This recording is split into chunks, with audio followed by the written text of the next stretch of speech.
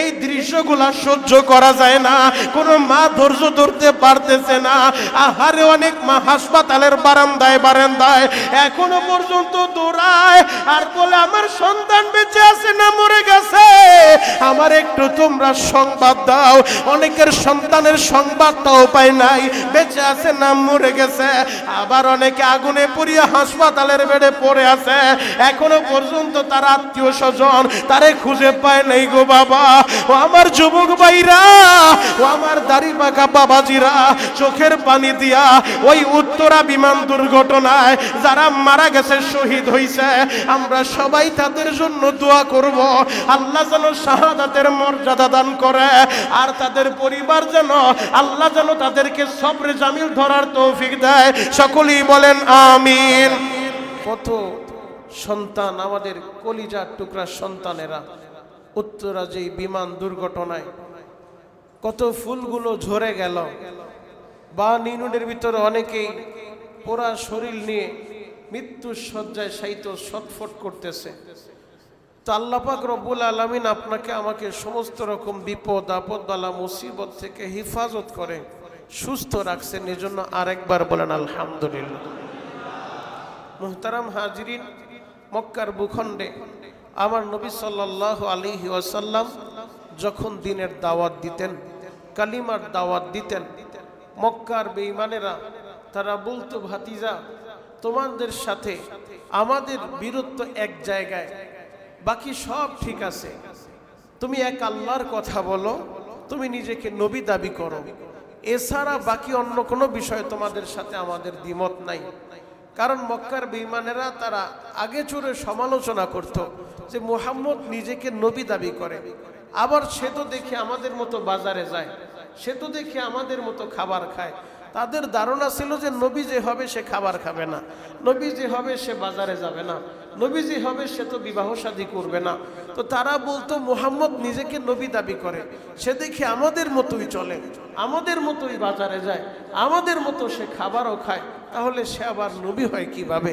মক্কার বেঈমানেরা একবার মক্কা থেকে দুইজন কাফেরকে তারা মদিনায় পাঠাইলো, মদিনার ইয়াহুদি পণ্ডিত যারা ছিল তাদের কাছে, যে তাদের কাছে গিয়ে তোমরা অভিযোগ দায়ের করো যে আমাদের এলাকায় আব্দুল্লাহর বেটা মুহাম্মদ সে নিজেকে নবী দাবি করে। এই ব্যাপারে তাওরাত কিতাবের ভিতরে, ইনজিল কিতাবের ভিতরে, পূর্ববর্তী কিতাবের ভিতরে তো অনেক বিষয় তারা জানে, যেহেতু তারা তাওরাতের পণ্ডিত, অতএব তোমরা তাদের কাছে যাও, তাদের কাছে গিয়ে এই বিষয়টা আলোচনা করো, দেখো তারা তোমাদেরকে কি বলে। তো দুইজন বেঈমানকে পাঠাইছে, দুইজন কাফেরকে পাঠাইছে মদিনায়। মদিনায় ইয়াহুদি পণ্ডিতদের কাছে আইসা তারা বলতেছে যে আমাদের মক্কার ভূখণ্ডে আব্দুল্লাহর বেটা মুহাম্মদ যে নিজেকে নবী দাবি করে, কিন্তু সে আমাদের মতোই চলাফেরা করে, সে আমাদের মতো বাজারেও যায়, আমাদের মতো খাবারও খায়, সে নিজেকে নবী দাবি করে। এই ব্যাপারে আপনারা আমাদেরকে কিছু একটা বলে দেন। আমাদের এলাকা থেকে নেতৃস্থানীয় যারা তারা আমাদেরকে আপনাদের কাছে পাঠাইছে।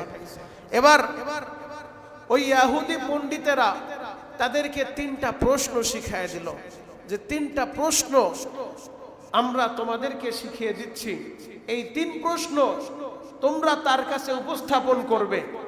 যদি সে তিন প্রশ্নের জবাব দিতে পারে তাহলে সে আল্লাহর নবী, আর যদি জবাব দিতে না পারে তাহলে সে আল্লাহর নবী না। কারণ তাওরাতের পণ্ডিত যারা ছিল, ইহুদি পণ্ডিত যারা ছিল, তারাও জানতো যে এই তিন প্রশ্ন তারা করবে, এই তিন প্রশ্নের জবাব ওহির মাধ্যম ছাড়া কেউ জানবে না, আর ওহি যার কাছে আসবে সে তো আল্লাহর নবী হবে। অতএব তারা শিখায় দিল তিনটা প্রশ্ন। এক নাম্বার প্রশ্ন, তোমরা তাকে রূহ সম্পর্কে প্রশ্ন করবে, রূহ এটা কি? ওয়াসআলুনাকা আনির রূহ, তোমরা তাকে রূহ সম্পর্কে জিজ্ঞেস করবে যে রূহ এটা কি, এটা কি সাদা না কালো, এটা দেখতে কেমন, রূহ সম্পর্কে তাকে তোমরা প্রশ্ন করবে। দুই নাম্বার প্রশ্ন তোমরা তাকে করবে ওই ব্যক্তি সম্পর্কে যেই ব্যক্তি পৃথিবীর পূর্ব থেকে পশ্চিম যেই জায়গায় সূর্য উদিত হয় এবং যেই জায়গায় সূর্য অস্তমিত যায়, পুরা পৃথিবী যিনি ভ্রমণ করছেন, শাসন করছেন, পুরা জায়গাটা যিনি সফর করছেন, কে সেই ব্যক্তি? ওই ব্যক্তি সম্পর্কে প্রশ্ন করবে। তিন নম্বর প্রশ্ন হলো ওই গুহাবাসী সম্পর্কে, আসহাবে কাহাফ সম্পর্কে, ওই 7 যুবক সম্পর্কে প্রশ্ন করবে, যেই যুবকেরা পুরা রাষ্ট্র ক্ষমতা তাদের বিরুদ্ধে চলে গিয়েছিল, কিন্তু তারা তাদের দেশ ছেড়ে গুহার ভিতরে আশ্রয় নিয়েছিল। গুহার ভিতরে কতদিন তারা অবস্থান করেছে, এই প্রশ্ন তাকে করবে। এই 3 প্রশ্নের জবাব যদি সে দিতে পারে, তাহলে নিঃসন্দেহে সে আল্লাহর নবী। জবাব দিতে না পারলে সে আল্লাহর নবী না। কারণ এই প্রশ্নের জবাব পৃথিবীর কোনো মানুষের কাছে নাই। এই প্রশ্নের জবাব যদি দিতে হয়, ওহির মাধ্যমে দিতে হবে, আর ওহি যার কাছে আসবে তিনি আল্লাহর নবী। সুবহানাল্লাহ, আরো জোরে বলেন। তো এই 3 প্রশ্ন তারা ইহুদি পণ্ডিতদের কাছে শিখে আসছে। 2 জন এবার মক্কায় আইসা পুরা মক্কার নেতৃস্থানীয় কাফের যারা ছিল সবার কাছে বলছে যে আমরা 3টা প্রশ্ন আমাদেরকে শিখায় দিছে। এই 3 প্রশ্ন আমরা নবী মুহাম্মদকে করব। যদি সে সত্য নবী হয় জবাব দিয়া দিবে, সত্য নবী না হলে জবাব দিতে পারবে না। এবার মক্কার কাফেররা সবাই দলবদ্ধভাবে আবু জেহেল, উতবা, সাইবা, নজর ইবনে হারেস সহ এরা সবাই গেছে। যাওয়ার পরে বলতেছে, মুহাম্মদ বাতিজা, আমরা তো তোমাকে মহব্বত করি, ভালোবাসি, সবই ঠিক আছে, কিন্তু তুমি তো এক আল্লাহর কথা বলো, তুমি তো আমাদের মূর্তির বিরুদ্ধে কথা বলো, তুমি তো নিজেকে নবী দাবি করো। এই জায়গাটাই আমাদের সমস্যা।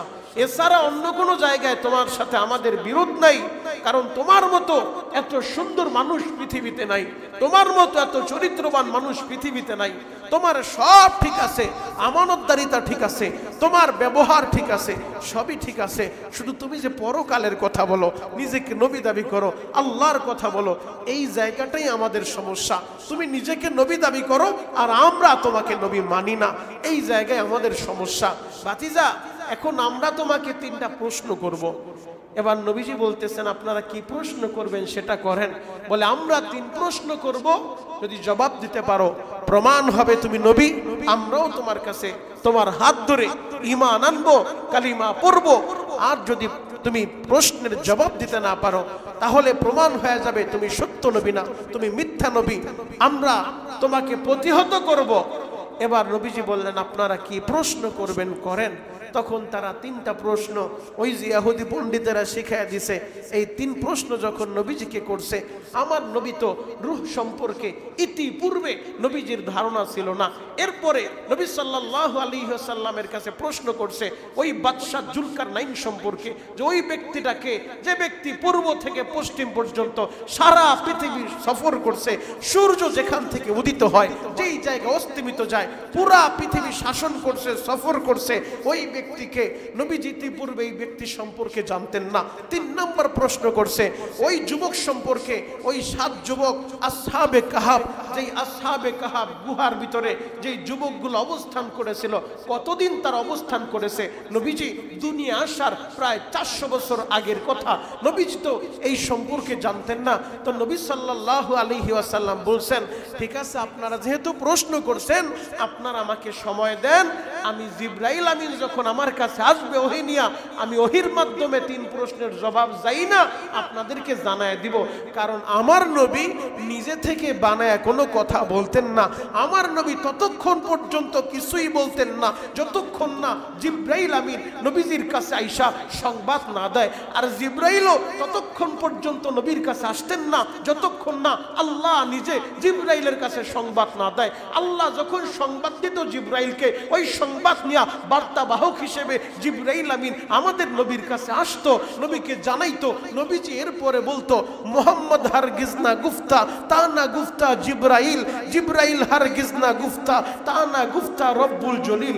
আমাদের নবী নিজ থেকে বানায় কোনো কথা বলেন না। আল্লাহু আকবার। কোরআনও সেই কথাই বলে, ওমা ইয়ানতিকু আনিল হাওয়া ইন হুয়া ইল্লা ওয়াহয়ুহা। আমার নবী তো নিজ থেকে বানায় কোনো কথা বলেন না। তো এবার মক্কার বেঈমানগুলো বলল, ভাতিজা, তাহলে কত সময় লাগবে জিবরাইল তোমার কাছে আসতে? নবীজি বললেন, আজকে যেহেতু প্রশ্ন করছেন, আপনারা আমাকে 24 ঘন্টা সময় দেন, আগামীকাল আপনাদের প্রশ্নের জবাব আমি দিয়ে দেব। আরো জোরে বলেন। জিবরাইল নবীর কাছে আসতে কি 24 ঘন্টা লাগে? আর হুজুর লাগে।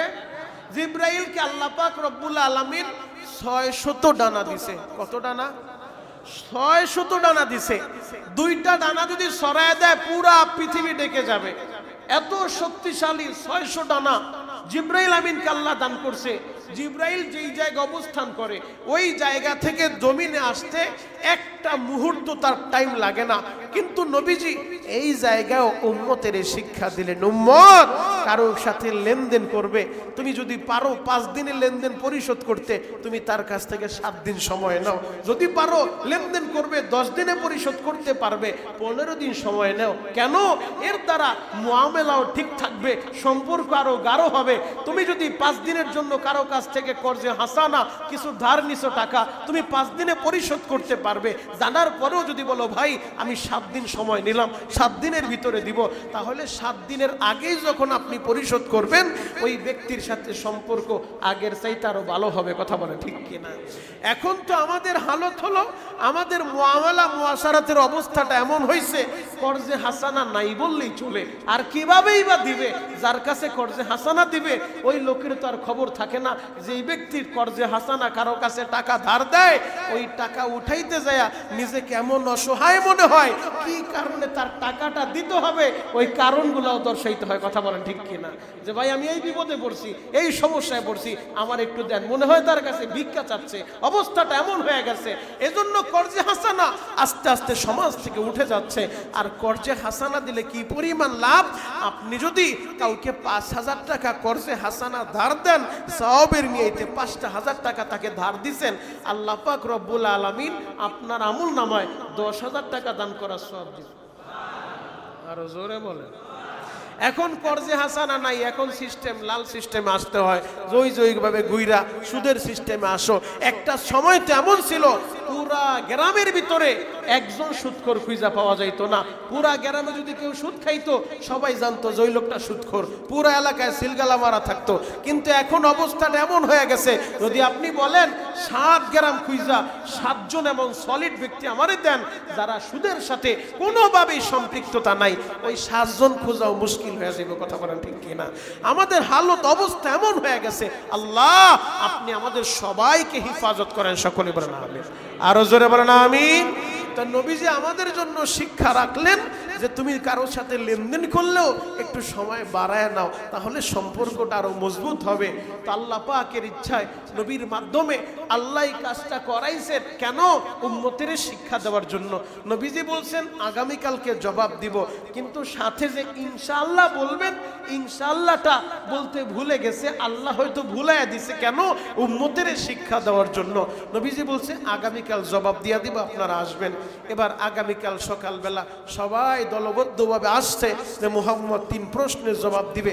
তারা তো প্রশ্ন আগে থেকেই শিখা আসছে, কিন্তু এখন নবীর কাছে তো জিবরাইল আমিন আসে নাই। সন্ধ্যা হইছে, রাত হইছে, পরদিন সকাল হয়ে গেছে, জিবরাইল আমিন তো আসে নাই। আর জিবরাইল না আসলে নবী কিভাবে উত্তর দিবে? নবী তো জানতেন স্বাভাবিকভাবে জিবরাইল মাঝে মধ্যে আসে, হুট করে চলে আসে, অতএব 24 ঘন্টার ভিতরে যে কোনো সময় চলে আসবে। 24 ঘন্টা পার হইছে, জিবরাইল তো আসে নাই। নবীজি জবাব দিতে পারলেন না। নবীজি বললেন আপনারা আগামীকালকে আসেন, আজকে জিবরাইল আসে নাই, আমি জবাব দিতে পারবো না। এবার পরদিনও তারা অপেক্ষা করতেছে, পরদিন হইছে, দ্বিতীয় দিন আসছে, নবীজির কাছে জিবরাইল আসে নাই। নবীজি বললেন আপনারা আগামীকালকে আসেন। এখনো পর্যন্ত জিবরাইল আমিন আসে নাই।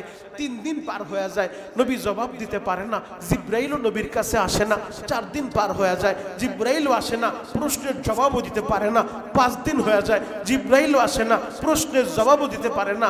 আর এই দিক দিয়া মক্কার কাফেররা অট্টহাসি হাসে আর বলে, দেখছো তোমরা এতদিন যাকে বলতা যে মুহাম্মদ আল্লাহর নবী, মুহাম্মদের কাছে জিবরাইল আসে ওহী নিয়া, যদি ওহী নিয়ে আসে 5 দিন হয়ে গেল, আমাদের 3 প্রশ্নের জবাব দিতে পারে নাই। এবার মুহাম্মদ ধরা খাইছে, মুহাম্মদ সত্য নবী না। সবাই স্লোগান শুরু করে দিল, পাড়ায় পাড়ায়, মহল্লায় মহল্লায়, চায়ের দোকানের ভিতরে মুহাম্মদের নামে সমালোচনার ঝড় বয়ে যায় যে মুহাম্মদ সত্য নবী হইলে 5 দিন পার হইল এখনো জবাব দিতে পারে না। এক এক কথা নবীজি শুনে আর নবীজির দিলটা ক্ষত বিক্ষত হয়ে যাচ্ছে।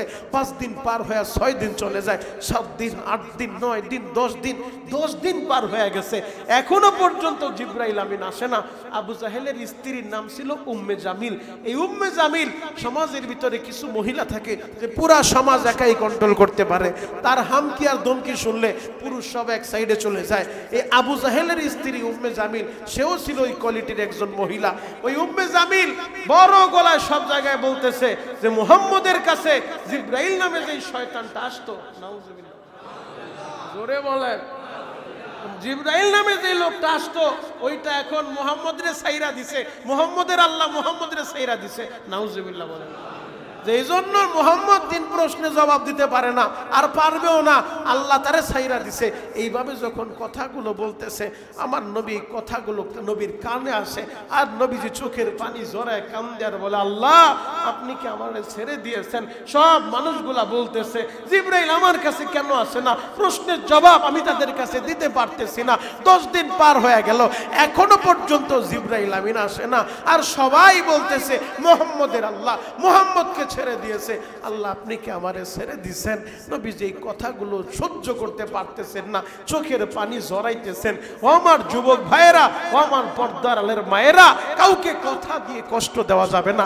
আজকে সকালবেলা একটা ভিডিও আমি দেখলাম, যে ভিডিওর ভিতরে ওই উত্তরা মাইলস্টোন স্কুল অ্যান্ড কলেজের ভিতরে যে বিমান দুর্ঘটনায় আপনারা সকলেই জানেন কতগুলো প্রাণ ঝরে গেল।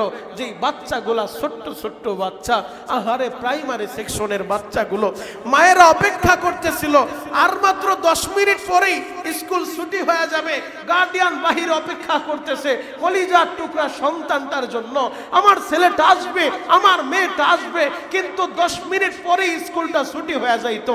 ওই বাচ্চাগুলোও তো বুঝতে পারে নাই আজকের এই ক্লাস আমাদের জীবনের শেষ ক্লাস। ওই বাচ্চাগুলো বুঝতে পারে নাই। একটা বাবা চিৎকার মেরে কান্না করতেছে আর বলতেছে, এদেশে আমি আর থাকবো না, এদেশ ছেড়ে আমি চলে যাব, আমি কার জন্য এদেশের ভিতরে থাকবো? আমার কলিজার টুকরা বাচ্চাটাই আজকা নাই, যেই বাচ্চা প্রতিদিন বাবার কপালের ভিতরে চুমু খেয়ে এরপর স্কুলে যাইতো। বাবা ওই সন্তানের কফিনের ভিতরে চুমু খায় আর বলে, বাবারে প্রতিদিন চুমু দিয়া এরপরে তুমি স্কুলে যাইতা, এখন তুমি কফিনের ভিতরে জড়ায় গেছো, সাদা কফিনে তুমি পড়ে আসো। বাবা শেষ চুমুটা সন্তানরে দেয়। অবস্থাটা তো এমন হয়ে গেছে, যারা ভিডিও দেখছে কোনো মানুষ সহ্য করার মতো না। ওই জায়গায় যারা উপস্থিত ছিল, আহারে পুরা বডি একেবারে জ্বলে পুড়ে শেষ হয়ে গেছে, পুরা আকৃতি শনাক্ত করা যায় না, এটা কি ছেলে না মেয়ে, এটা কার দেহ, একেবারে পুরে শেষ হয়ে গেছে। আহারে একটা মহিলার ভিডিও আজকে দেখলাম, ওই মা কান্না করতেছে আর বলতেছে, আল্লাহ আমারে সন্তান দেয় না দেয় না। বিবাহের পরে দীর্ঘ 9 বছর পর্যন্ত অনেক মহিলার কথা আমি হজম করছি, আমার শ্বশুর বাড়ির লোকদের কথা আমি হজম করছি, সবাই আমারে টিটকারি মারতো আর বলতো ওর বাচ্চা হয় না। 9টা বছর পর্যন্ত আল্লাহর কাছে কাঁদছি, পরিশেষে চোখের পানি ঝরে আল্লাহরে বলছি, আল্লাহ কান্না হোক আর লুলা হোক, একটা সন্তান তুমি আমারে দাও। আল্লাহ আমি আর মানুষের কথা সহ্য করতে পারি না। 9 বছর কান্নাকাটি করার পরে আল্লাহ আমারে রাইসারে দিছে। আমার রাইসা যখন আমার গর্বে আসছে, আমার এই মা আমারে অনেক ভালোবাসতো, আমার এই রাইসাকে যখন আমি দিয়ে আসলাম, আমি তো বুঝতে পারি নাই আজকের এই বিদায়টা আমার মায়ের শেষ বিদায়। আমার মা যখন বাসা থেকে বের হয়ে লিফটের ভিতরে উঠবে, বারবার ঘুরে ঘুরে আমার দিকে তাকাইতেছে, ওর চাহনি আমি এখনো বলতে পারি না, আমি কে নিয়ে বাঁচবো, কাকে নিয়ে বাঁচবো। আর একজন মাকে দেখলাম, আহারে সন্তানের জন্য চোখের পানি জড়ায় সন্তানের কবরের কাছে যায় কান্না করে আর বলে, আমার এই সন্তান একা থাকতে পারে না, রাত্রিবেলা একা থাকতে গেলে ভয় পায়, আমার ছাড়া একা বিছানায় ঘুমাইতে পারে না, ওই কবরে আমার বাবা কেমনে থাকবে। মা দুঃখিনী কবরের পাশে যায় কান্দে, কানতে কানতে একটা পর্যায়ে ওই মাও দুনিয়া থেকে বিদায় নিয়ে চলে গেছে। সন্তানের কবরের পাশেই মায়েরও কবর দেওয়া হইল। ও আমার যুবক ভাইরা রে, আরেকজন যুবক ভাই পুলিশের ব্যারিকেডের মধ্যে হঠাৎ করে সন্তানের জন্য কান্না করতে করতে আমার ওই ভাইটা মেন্টালিটি অবস্থা খারাপ হয়ে গেল। আহারে তার মাথার তার সিরিয়া পাগলের মতো হয়ে গেছে। ও আমার যুবক ভাইরা, বাংলাদেশের ভিতরে এমন ট্র্যাজেডি ইতিপূর্বে হয়েছে কিনা আমার জানা নাই। এই দৃশ্য দৃশ্যগুলা সহ্য করা যায় না, কোনো মা ধৈর্য ধরতে পারতেছে না। আহারে অনেক মা হাসপাতালের বারান্দায় বারান্দায় এখনো পর্যন্ত দৌড়ায় আর বলে আমার সন্তান বেঁচে আছে না মরে গেছে, আমার একটু তোমরা সংবাদ দাও। অনেকের সন্তানের সংবাদটাও পায় নাই, বেঁচে আছে না মরে গেছে। আবার অনেকে আগুনে পুড়িয়ে হাসপাতালের বেডে পড়ে আছে, এখনো পর্যন্ত তার আত্মীয় স্বজন তারে খুঁজে পায় নাই গো বাবা।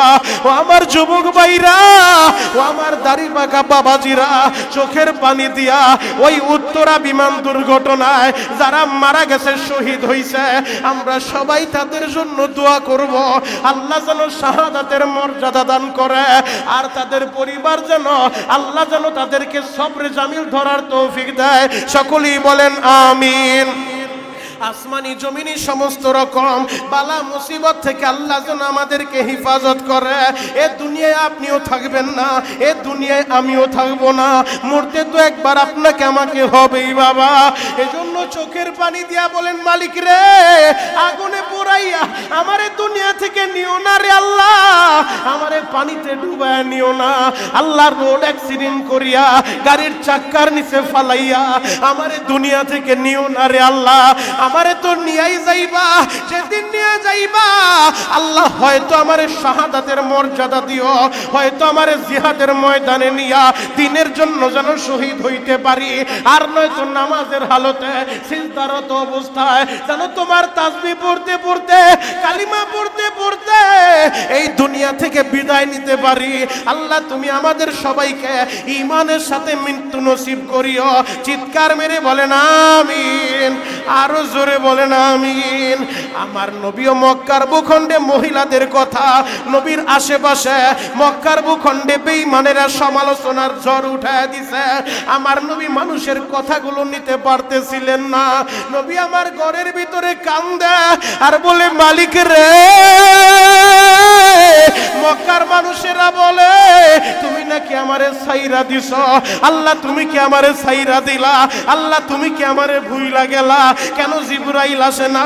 আল্লাহ তিনটা প্রশ্ন বেঈমানেরা আমারে করলো, আমি একদিন সময় নিলাম, 10 দিন পার হয়ে যায়, জিবরাইলও আসে না, জবাবও দিতে পারি না।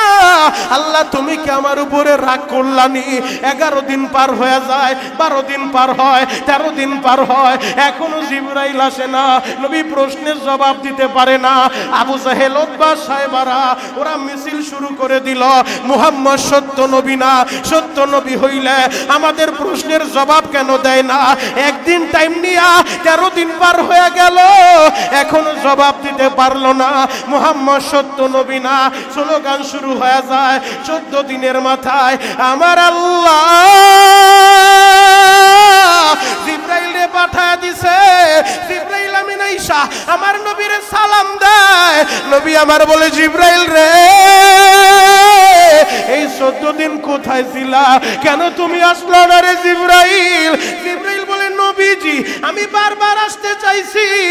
আমার আল্লাহ বলে জিবরাইল এখনো সময় হয় নাই, এখনো টাইম হয় নাই, আমি নিজেই তোমারে বলবো আপনার উম্মতের শিক্ষা দেওয়ার লাইগা। নবীজি আপনি যে বলছেন আগামীকাল প্রশ্নের জবাব দিব, সাথে ইনশাআল্লাহ কেন বললেন না? এই জন্য আল্লাহ 14 দিন অপেক্ষা করাইয়া আপনার মাধ্যমে আপনার উম্মতের শিক্ষা দিল, ভবিষ্যতের কোনো কাজ যদি করতে চাও সাথে ইনশাআল্লাহ যুক্ত করবা। আল্লাহু আকবার।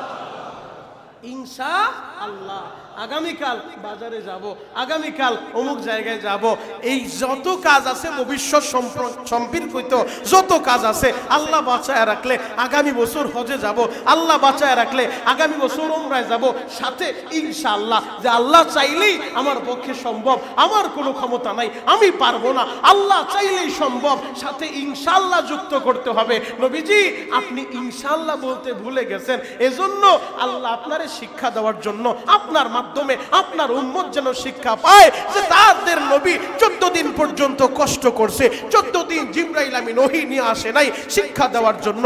এরপরে জিবরাইল আমিন সূরাতুল কাহাফ নিয়ে আসলো, 3 প্রশ্নের জবাব। এবার নবীজি তাদেরকে 3টা প্রশ্নের জবাব শোনায় দেয়। এক একটা প্রশ্ন তারা প্রশ্ন করছে, এক এক প্রশ্নের জবাব দিতে গেলে আজকের জুমায় সম্ভব হবে না। তবে সারসংক্ষেপে বলে যাই, আল্লাহ যদি বাঁচায় রাখি ইনশাআল্লাহ আগামী জুমায় আমরা আলোচনা করব ইনশাআল্লাহ। নবীজির কাছে 3 প্রশ্ন করছে। প্রথম প্রশ্ন রূহ সম্পর্কে, ওয়াসআলুনাকা আনির রূহ, তারা প্রশ্ন করছে রূহ সম্পর্কে। রূহ কি জিনিস, এটা দেখতে কেমন, এটা সাদা না কালা? আল্লাহ জানায় দেন নবীজি আপনি বলে দেন রূহ হলো আল্লাহর হুকুম, এটা সাদা না কালা দেখা যায় না, ধরা যায় না, ছোঁয়া যায় না। রূহ আল্লাহর হুকুমে মানুষের বডির ভিতরে ঢুকে আল্লাহর হুকুমে বের হয়ে যায়। মানুষগুলা যখন আইসিইউর ভিতরে থাকে এরপরে মেশিনে শো করতে থাকে, যখন তার হার্টবিট পাস করতে থাকে ওই মেশিনে দেখাইতে থাকে, যখন হার্টবিট পাস করা বন্ধ করে দেয় মেশিনও শো করে। এখন আর এই ব্যক্তির ভিতরে রূহ নাই, ডাক্তাররাও দেখে না, কবিরাজও দেখে না, যেই ব্যক্তির রূহ সেও দেখে না, রূহ কালো না ধলা সেটাও বোঝা যায় না। রূহ হলো আল্লাহর হুকুম, আল্লাহর হুকুমে বডিতে ঢুকবে, আল্লাহর হুকুমে বের হবে। নবীজি আপনি বলে দেন রূহ সম্পর্কে বেশি জ্ঞান আল্লাহ আমাদেরকে দেয় নাই, এই জ্ঞান আমাদের সকলের সীমিত। রূহ আল্লাহর হুকুম। আল্লাহু আকবার। রূহ যতদিন আপনার আমার বডিতে থাকবে আপনি আব্দুর রহিম আব্দুল করিম, আর যখন বডি থেকে রূহটা আল্লাহর হুকুমটা বের হয়ে যাবে তখন আপনি আব্দুর রহিম আল আব্দুল করিম না, আপনি আব্দুল করিমের লাশ। কথা বলেন ঠিক? তখন মুহূর্তের ভিতরে আপনি লাশ হয়ে যাবেন। এখন আপনাকে দেখলে সালাম দেয় হাজী সাহেব কেমন আছেন, রূহটা বের হইতে দেরি, তখন বলবে না হাজী সাহেব কেমন আছেন, বলবে দেখো হাজী সাহেবের লাশটা পড়ে আছে। রূহ যতক্ষণ আছে আপনি আর আমি মানুষ, রূহ বের হয়ে গেলে আপনি আর আমি লাশ হয়ে যাই। রূহটা হলো আল্লাহর হুকুম। আল্লাহ পাক রব্বুল আলামিন যদি আমাদেরকে বাঁচায় রাখে ইনশাআল্লাহ আগামী জুমায় বাকি 2 প্রশ্নের জবাব দেব ইনশাআল্লাহ।